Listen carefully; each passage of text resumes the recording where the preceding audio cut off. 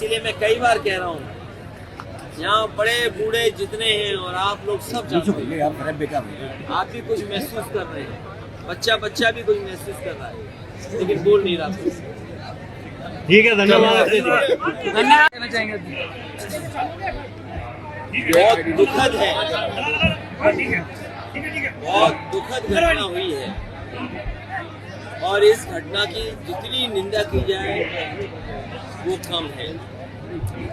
और जो दुख संकट लोगों के ऊपर आया है,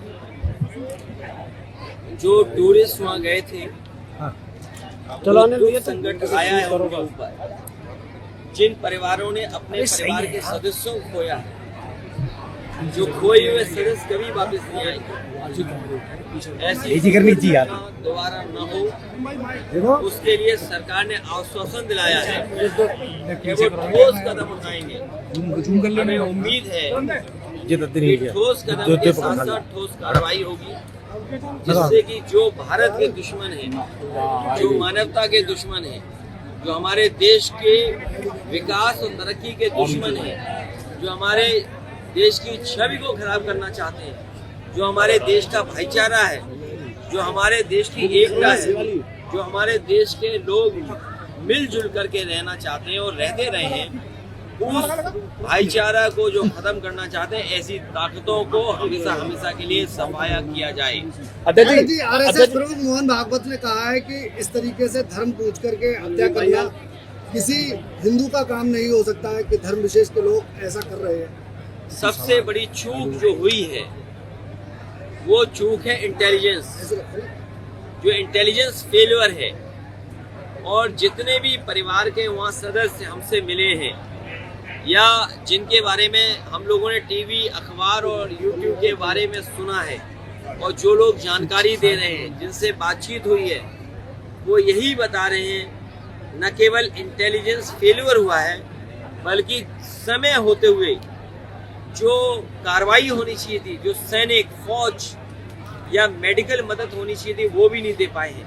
तो इतनी बड़ी चूक कैसे हो रही थी जब भारतीय जनता पार्टी के लोग ही ये मोटिवेट कर रहे थे जाकर के कश्मीर घूमिए, जम्मू घूमिए या कश्मीर के इन स्थानों पे जाइए।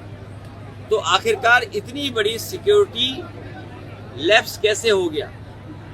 सबसे बड़ा सवाल ये है कि घटना हुई कैसे, उसकी जानकारी सरकार को क्यों नहीं मिल पाई, और होने के बाद भी जो सूचना मिल रही है, जो परिवार के सदस्य चिल्ला चिल्ला के कह रहे हैं, रो करके कह रहे हैं, दुखी कह रहे हैं कि इतने देर के बाद फौज आई या मेडिकल जो असिस्टेंस मिलनी चाहिए थी वो भी नहीं मिल पाई।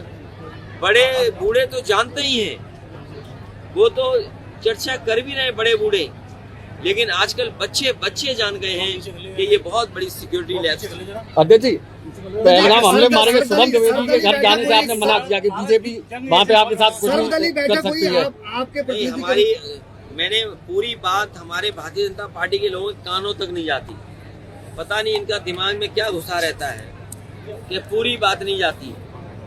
मैंने ये कहा कि हमारी पार्टी के लोग गए हैं, और अगर दूसरी पार्टी के लोग जाते हैं तो कई बार भारतीय जनता पार्टी के लोग पीछे साजिश और षड्यंत्र करते हैं। और मैंने उदाहरण भी दिया था पिछली बार किस तरीके से